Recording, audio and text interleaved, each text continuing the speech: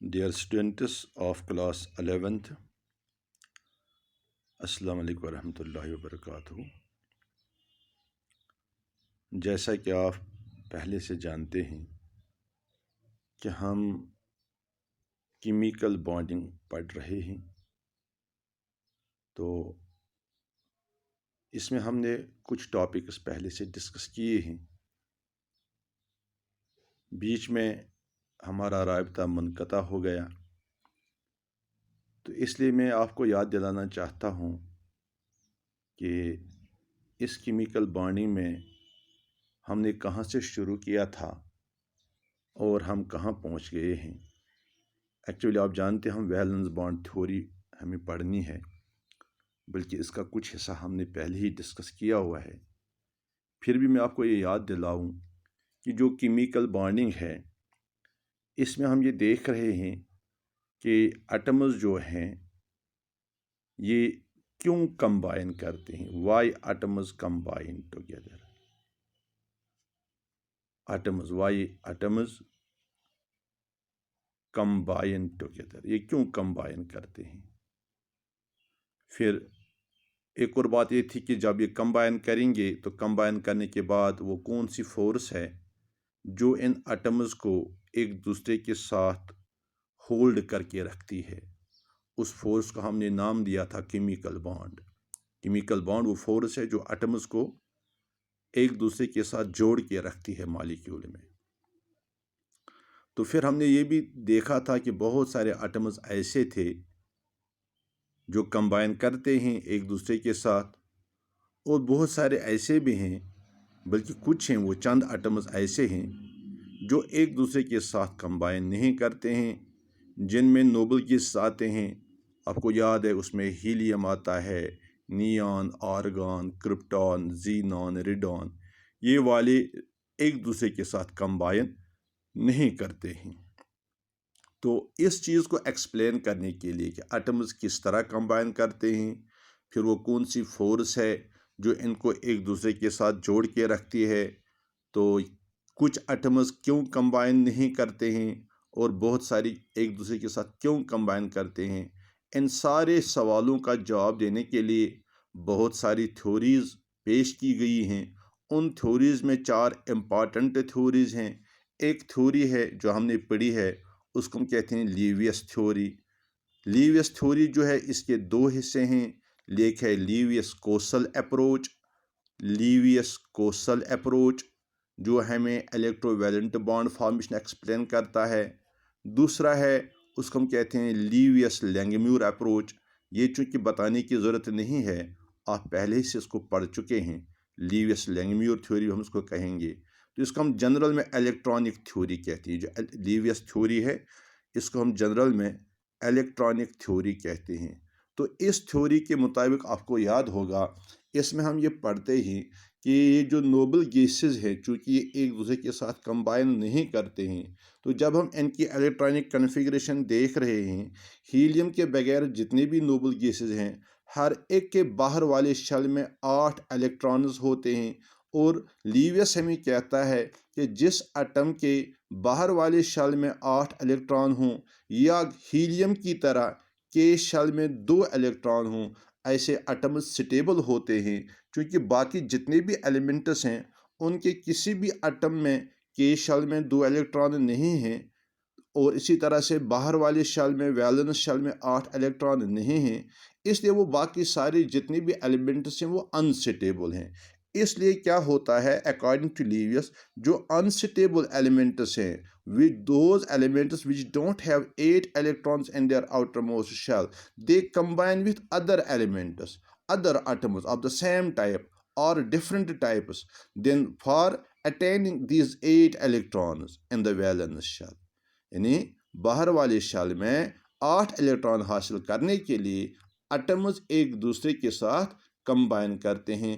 इसको हम octet rule कहते हैं। और इसमें आपने पढ़ा है कि ये ऑक्टेट रूल या ऑक्टेट हासिल करने के लिए एटम्स 2 तरह से कंबाइन करते हैं। एक को हम कहते हैं इलेक्ट्रोवैलेंट बॉन्ड या आयोनिक बॉन्ड।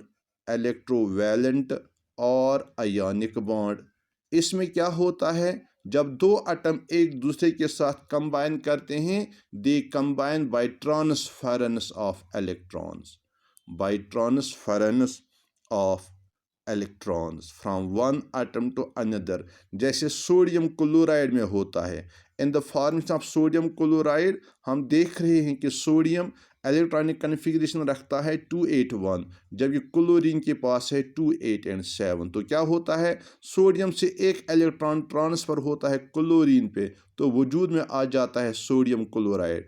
सोडियम की अब नई इलेक्ट्रॉनिक कन्फिग्रेशन 2 और 8 है, क्लोरीन की भी 2, 8 और 8 है। इस तरह से सोडियम के बाहर वाले शेल में भी 8 इलेक्ट्रॉन आते हैं, क्लोरीन के बाहर वाले शेल में भी 8 इलेक्ट्रॉन आते हैं। क्योंकि सोडियम ने एक इलेक्ट्रॉन लॉस किया है, इस पे पॉजिटिव चार्ज आ जाती है, क्लोरीन ने एक इलेक्ट्रॉन गेन किया है, इस पर नेगेटिव चार्ज आ जाएगी। इस तरह से यहाँ पर आयोन्स बनते हैं, ये अपोजिटिव चार्ज आयोन्स हैं और एक दूसरे को अपोजिट चार्जेस के सबब अट्रैक्ट करते हैं। इस तरह से सोडियम और क्लोराइड आयोन्स जो हैं एक दूसरे के साथ जुड़े रहते हैं और इस तरह से ये बॉन्ड जो वजूद में आता है ये आयनिक बॉन्ड बनता है, क्योंकि इसमें आयन्स बनते हैं। इसी को इलेक्ट्रोवैलेंट बॉन्ड भी कहते हैं। और जो ये कंपाउंड यहाँ पर बनता है सोडियम क्लोराइड, इसको हम इलेक्ट्रोवैलेंट कंपाउंड कहते हैं। खैर, हमने पहले ही इसकी बहुत सारी मिसालें डिस्कस की हैं, तो ये सिर्फ आपको याद दिलाने के लिए था। इसी तरह से दूसरा तरीका अकॉर्डिंग टू लीवियस कि जो हम कहते हैं कि वैलेंस शेल में 8 इलेक्ट्रॉन आने चाहिए, तो एक तरीका तो ये है, मगर बहुत सारे एलिमेंट्स ऐसे हैं जहाँ पर ट्रांसफरेंस के ज़रिए ये 8 इलेक्ट्रॉन हासिल नहीं हो सकते हैं। मिसाल के तौर पर अगर आप क्लोरीन मॉलिक्यूल को देखेंगे, क्लोरीन मॉलिक्यूल बनता है by the combination of 2 chlorine atoms. Each chlorine atom has electronic configuration 2, 8 and 7. 2, 8 and 7 because atomic number of chlorine is 17. So there are 7 electrons in the outermost shell of chlorine. 7 electrons in its outermost shell. You know, when we represent the atom with its electrons in the outermost shell, it's called as Lewis structure or Lewis dot structure. Both these atoms have only 7 electrons. If we will try to transfer electrons from one chlorine to another chlorine, we will observe that one chlorine will get 8 electrons in its outermost shell, while the other will have only 6. That means both the chlorine atoms will not become stable. तो Lewis क्या कहता है, what will happen कि ये दोनों chlorine atoms क्या करते हैं, एक क्लोरीन भी अपना एक इलेक्ट्रॉन सेंटर में रखता है, दूसरा क्लोरीन भी अपना इलेक्ट्रॉन सेंटर में रखता है। बाकी जो इनके पास हैं वो अपने पास ही रहने देते हैं। यानी क्लोरीन के पास 7 हैं, 7 में से 6 क्लोरीन पे रह जाते हैं, 7वां इलेक्ट्रॉन सेंटर में चला जाता है। तो ये जो 7वां इलेक्ट्रॉन सेंटर में आ गया, इसको ये दोनों इस्तेमाल करते हैं। इस तरह से ये दोनों क्लोरीन एटम्स इस सेंट्रल वाले इलेक्ट्रॉन पेयर के साथ जुड़े रहते हैं। तो इस तरह से दोनों इस सेंट्रल वाले इलेक्ट्रॉन को इस्तेमाल करते हैं। तो एक क्लोरीन के भी शेल में भी 8 इलेक्ट्रॉन आ जाते हैं और जो दूसरा क्लोरीन है उसके आउटर मोस्ट शेल में भी 8 इलेक्ट्रॉन आ जाते हैं। इस तरह से दोनों ये स्टेबल हो जाते हैं। तो जब इस तरह का बॉन्ड बनता है, हम कहते हैं कि यहाँ पर कोवेलेंट बॉन्ड बन गया। और जब एक इलेक्ट्रॉन पेयर 2 एटम्स के दरमियान शेयर हो जाता है, we call it a single covalent bond. आपको याद होगा कि एटम्स जो हैं वो एक से ज़्यादा इलेक्ट्रॉन पेयर्स भी शेयर कर सकते हैं। जैसे ऑक्सीजन मॉलिक्यूल में 2 इलेक्ट्रॉन पेयर शेयर होते हैं, तो हम इसको डबल बॉन्ड कहते हैं और डबल लाइन से रिप्रेजेंट करते हैं। इसी तरह से नाइट्रोजन में 3 इलेक्ट्रॉन पेयर शेयर हो जाते हैं, तो उसको हम ट्रिपल कोवेलेंट बॉन्ड कहते हैं। तो इस तरह की बॉन्डिंग जो होती है, जहाँ पर इलेक्ट्रॉन ट्रांसफ़र नहीं होते हैं from one atom to another, बल्कि बीच में रह के दोनों इनका इस्तेमाल करते हैं, इसको हम शेयरिंग ऑफ इलेक्ट्रॉन्स कहते हैं। तो इस तरह के बॉन्ड को हम कहते हैं कोवेलेंट बॉन्ड। तो ये था लीवियस कंसेप्ट ऑफ बॉन्ड फॉर्मेशन, ये एटम्स कैसे कंबाइन करके बॉन्ड बनाते हैं। मगर इसमें बड़ी प्रॉब्लम ये है कि जो लीवियस का इलेक्ट्रॉनिक बॉन्ड, इलेक्ट्रोवैलेंट बॉन्ड या आयनिक बॉन्ड का जहाँ तक ताल्लुक़ है, इसको तो अच्छी तरह से एक्सप्लेन कर लेता है, मगर जहाँ तक कोवेलेंट बॉन्ड फॉर्मेशन का मसला है, यहाँ पर बहुत सारी प्रॉब्लम्स खड़ा हो जाते हैं। आप जानते हैं कि बहुत सारे मॉलिक्यूल्स ऐसे हैं, जैसे एक मॉलिक्यूल बनता है बोरान ट्राईफ्लोराइड, या हमारे पास है अल्मोनियम ट्राईक्लोराइड, या हमारे पास है बेरिलियम डाईफ्लोराइड। ये ऐसे मॉलिक्यूल्स हैं जो बनते हैं, मगर इनका जो सेंट्रल एटम है, जैसे in boron trifluoride there is boron, aluminum trichloride central atom is aluminum, and beryllium difluoride central atom is beryllium. तो बेरिलियम जो सेंट्रल एटम है, जब ये मॉलिक्यूल बनाता है बेरिलियम डाइफ्लोराइड, तो सेंट्रल एटम में 8 इलेक्ट्रॉन्स के बजाय सिर्फ 4 ही इलेक्ट्रॉन आ जाते हैं। अल्युमिनियम क्लोराइड में 8 इलेक्ट्रॉन्स के बजाय 6 इलेक्ट्रॉन्स आ जाते हैं। इसी तरह से बोरान ट्राइफ्लोराइड में बोरान में सिर्फ 6 ही इलेक्ट्रॉन आते हैं, जबकि लीवियस की थ्योरी के मुताबिक कि इनके आउटरमोस्ट शेल में भी 8 इलेक्ट्रॉन होने चाहिए थे। इसलिए ऑक्टेट रूल जो है कोवलेंट बॉन्ड फॉर्मेशन में, सारे कोवलेंट कंपाउंड्स की फॉर्मेशन ऑक्टेट रूल की बुनियाद पर एक्सप्लेन नहीं होता है।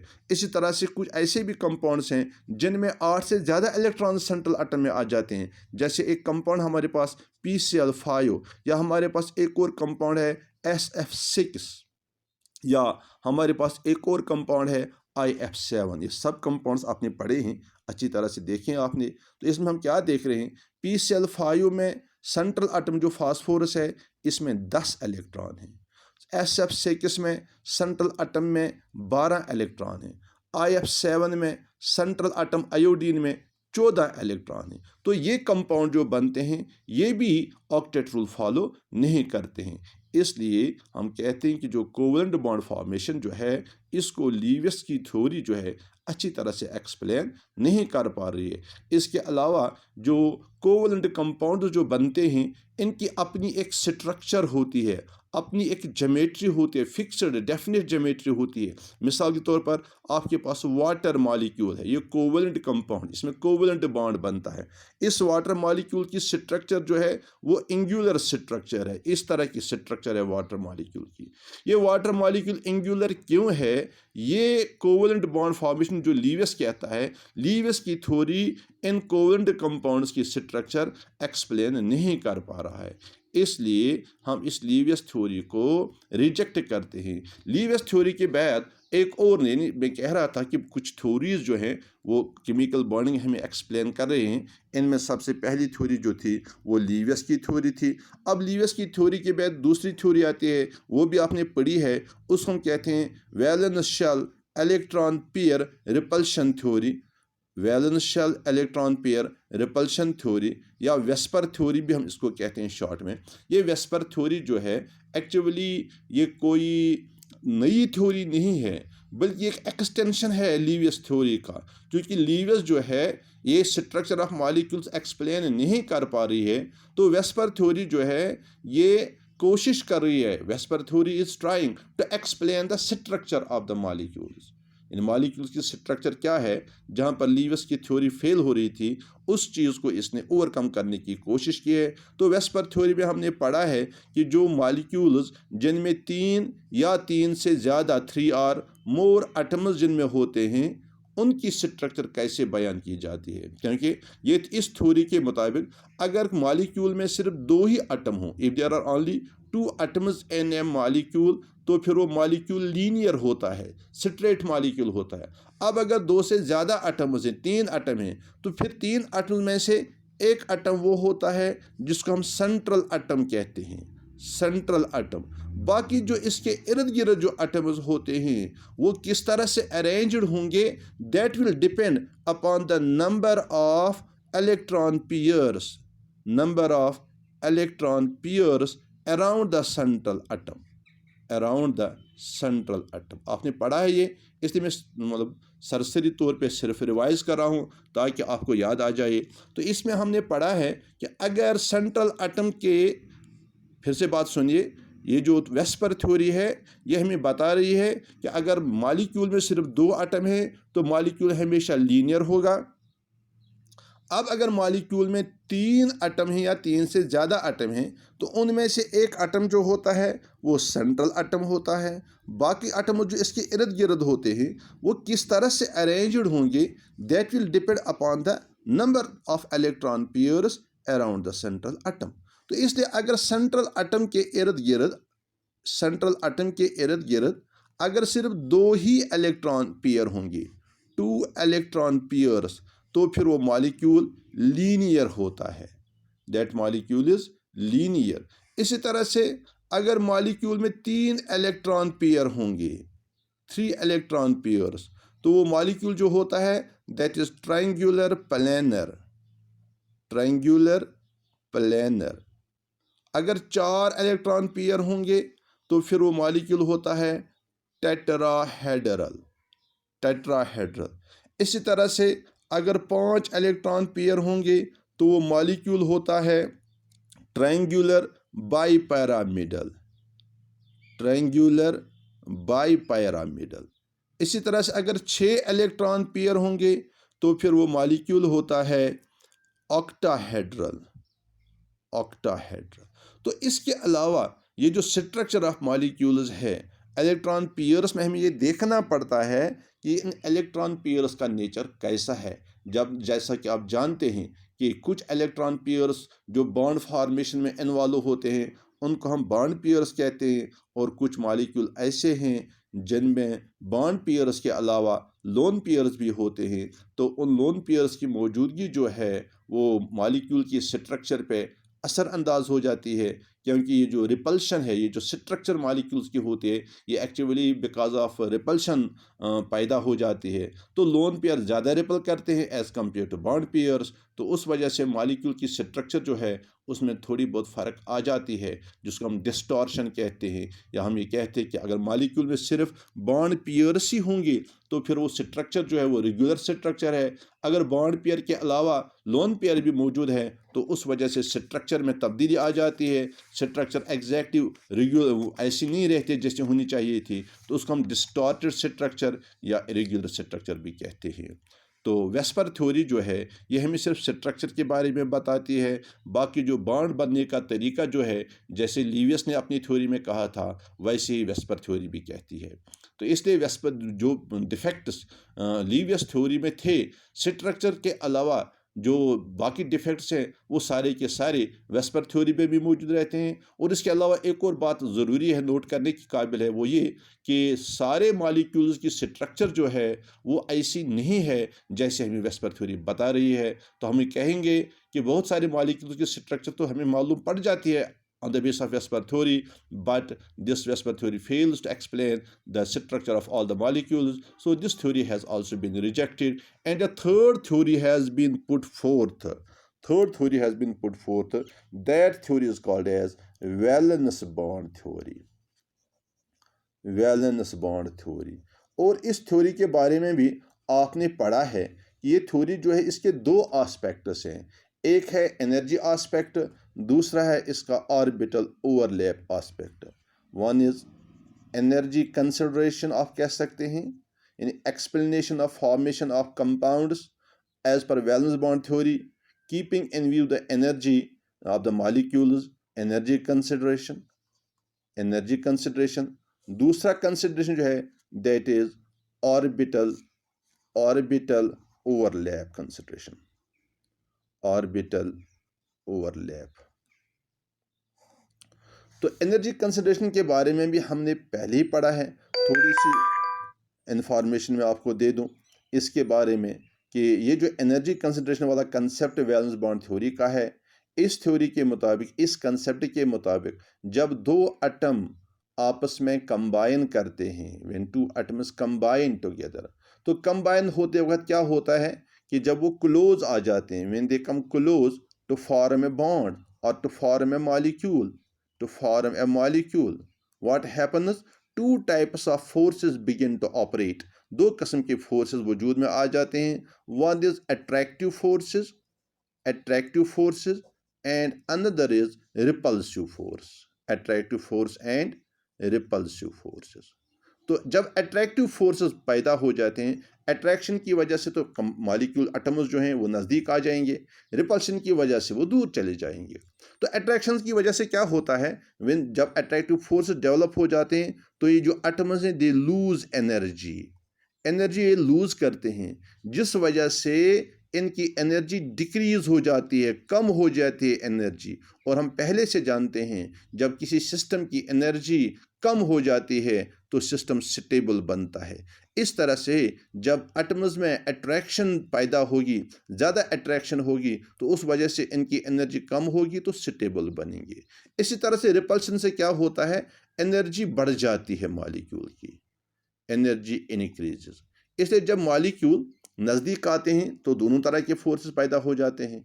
अट्रैक्टिव फोर्सेस भी और रिपल्सिव फोर्सेस भी। तो हमें ये देखना है कि मैग्नीट्यूड किन फोर्सेस का ज़्यादा है। जिस फोर्स का मैग्नीट्यूड ज़्यादा होगा वही डिसाइड करेगा कि क्या होगा। अगर अट्रैक्टिव फोर्सेस स्ट्रांग हैं तो मॉलिक्यूल की एनर्जी कम होगी, मॉलिक्यूल स्टेबल बनेगा तो मॉलिक्यूल वजूद में आ जाएगा, formation of molecule will take place. अगर रिपल्सिव फोर्सेस स्ट्रांगर हैं then the attractive forces, then the energy of the molecules, energy of the system will increase. और जब एनर्जी इंक्रीज हो गई इसका मतलब है मॉलिक्यूल अनस्टेबल हो जाएगा, तो फिर ऐसा मॉलिक्यूल नहीं बनेगा। मिसाल के तौर पर आपने पढ़ा है formation of hydrogen molecule. Hydrogen molecule में हमने पढ़ा है कि दो हाइड्रोजन आटम एक दूसरे के साथ कंबाइन करते हैं। तो हाइड्रोजन जो है, हाइड्रोजन में न्यूक्लियस के अलावा एक इलेक्ट्रॉन होता है, तो ये एक हाइड्रोजन हो गया। इस तरह से दूसरे हाइड्रोजन में भी इलेक्ट्रॉन और न्यूक्लियस होगा। तो जब ये दोनों एक दूसरे के नज़दीक आएंगे तो क्या होगा, इस हाइड्रोजन का ये न्यूक्लियस जो है इसके इलेक्ट्रॉन को अपनी तरफ अट्रैक्ट करेगा। इसी तरह से इस हाइड्रोजन का न्यूक्लियस इसके इलेक्ट्रॉन को अपनी तरफ अट्रैक्ट करेगा। This will be the attractive forces, but at the same time we observe that there will be repulsive forces between nucleus and nucleus. इसी तरह से इलेक्ट्रॉन और इलेक्ट्रॉन एक दूसरे को रिपल करेंगे। तो टोटल में हम देखते हैं कि in case of hydrogen attractive forces are stronger than the repulsive forces. जब अट्रैक्टिव फोर्सेस स्ट्रॉन्गर हुए देन द न्यूक्लियस फोर्सेस, तो नेट रिजल्ट ये है कि एनर्जी ऑफ द सिस्टम जो है वो डिक्रीज हो जाती है और मॉलिक्यूल स्टेबल बन जाता है। उसके बरक्स अगर हम हीलियम मॉलिक्यूल की एग्जांपल लेंगे, दो हीलियम एटम्स को कंबाइन करके हीलियम मॉलिक्यूल बनाना चाहेंगे, तो हीलियम जो है इसमें न्यूक्लियस के अलावा दो इलेक्ट्रॉन होते हैं। इस तरह से दूसरे हीलियम में भी न्यूक्लियस के अलावा दो इलेक्ट्रॉन होंगे। तो क्या होगा, पहले अट्रैक्शन हम देखेंगे, ये न्यूक्लियस इस इलेक्ट्रॉन को अट्रैक्ट करेगा अपनी तरफ, इसी तरह से इस इलेक्ट्रॉन को भी अपनी तरफ अट्रैक्ट करेगा, ये न्यूक्लियस इस एटम के इलेक्ट्रॉन्स को अट्रैक्ट करेगा। तो हम देख रहे हैं कि टोटल पे four types of attractive force are developed.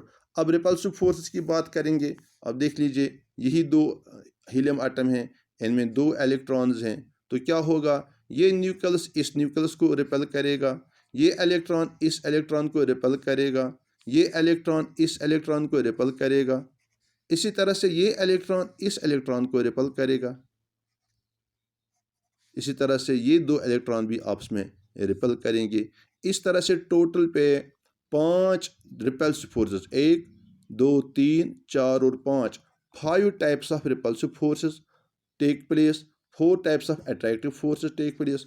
तो टोटल पे चूंकि अट्रैक्टिव रिपल्सिव फोर्सेस जो हैं इनकी तादाद ज़्यादा है, इनका मैग्नीट्यूड ज़्यादा है as compare to attractive forces, इसलिए क्या होता है कि ये जो रिपल्सिव फोर्सेस हैं ये ओवर पावर करते हैं अट्रैक्टिव फोर्सेस को। तो इस वजह से ये हीलियम एटम्स जो हैं वो एक दूसरे के नज़दीक नहीं आ पाते हैं, इसलिए हीलियम नहीं बन पाता है।